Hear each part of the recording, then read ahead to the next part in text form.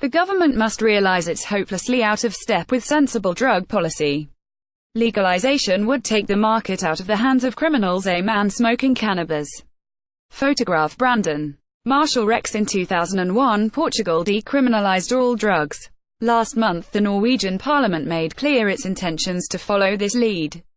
Republican senators across the Atlantic are openly defending the legalization of marijuana. It's high time the British government realised that it's hopelessly out of step with sensible drug policy.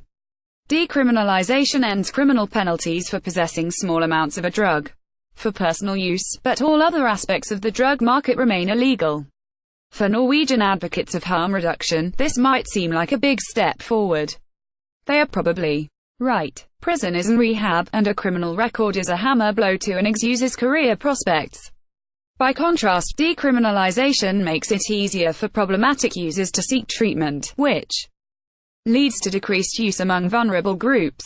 This is what happened in Portugal, as shown by multiple studies, and may explain Portugal's extremely low rate of overdose deaths.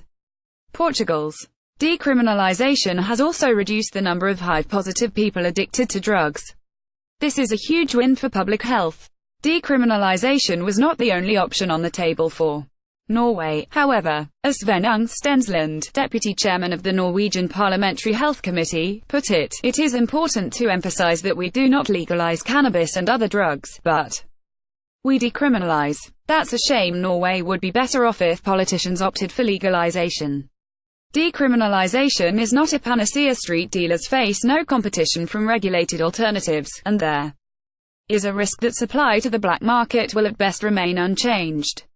When the London borough of Lambeth, where I live, experimented with partial decriminalisation or depenalisation between 2001 and 2002, a surge in street dealing depressed house prices, most prominently in areas with the highest concentrations of dealing. Lower house prices may sound like good news, but they fell because dealing reduced the local quality of life. The consequences of underground drug markets are well known: more violence, more crime and more dangerous drugs.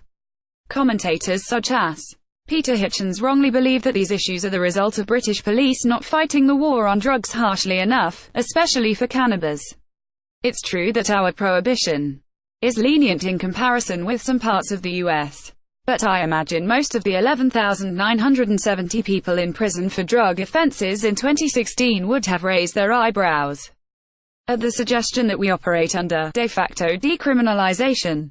There's appetite to reform the UK's drug laws, but it has to be done right. Unlike decriminalisation, a legalised, regulated market would drive many street dealers out of existence. This is especially important for underage drug users because, unlike regulated shops and pharmacies, street dealers don't ask for ID. They also tend to be unreliable sources of information on recommended dosage, and black market drugs are rarely pure. When I go to the pub, I know whether I'm getting beer or vodka. Drug buyers on the street can only hope they're getting what they're paying for. The UK-based drug testing organisation The Loop has reported finding drugs laced with everything from concrete to crushed up malaria tablets at music festivals. Legalization also opens up the opportunity for significant tax revenue, which could be used to fund treatment and addiction services properly.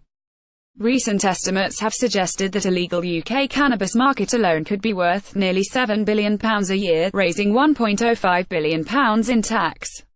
And while decriminalisation is a blunt tool for all drugs, legalization allows the government to tailor regulations to suit the potential harm levels of different substances. We don't regulate alcohol in the same way as cigarettes, and we shouldn't treat cannabis and MDMA in the same way as heroin. Some parts of the world have attempted to compromise between decriminalisation and legalization, with poor results. When I lived in Washington, D.C. for a year after graduating, it was legal to grow and possess cannabis for personal consumption, but illegal to sell it. Within 2 weeks of arriving, I was offered a $20 bottle of water with a free gift of cannabis on my morning commute. There's appetite to reform the UK's drug laws, but it has to be done right. The public are ahead of politicians, with recent polling showing that more people support a legal, regulated cannabis market than oppose it. The government's silence on this is crucial.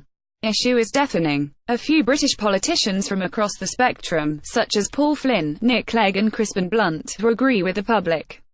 I wish more would. In the wake of Norway's decision to decriminalise drugs, politicians from all parties should use this opportunity to take a different approach to our drug policy. By opting for legalisation, we can take the market out of the hands of criminals and raise some money for treating vulnerable users while we're at it. Daniel Pryor is head of programs at the Adam Smith Institute.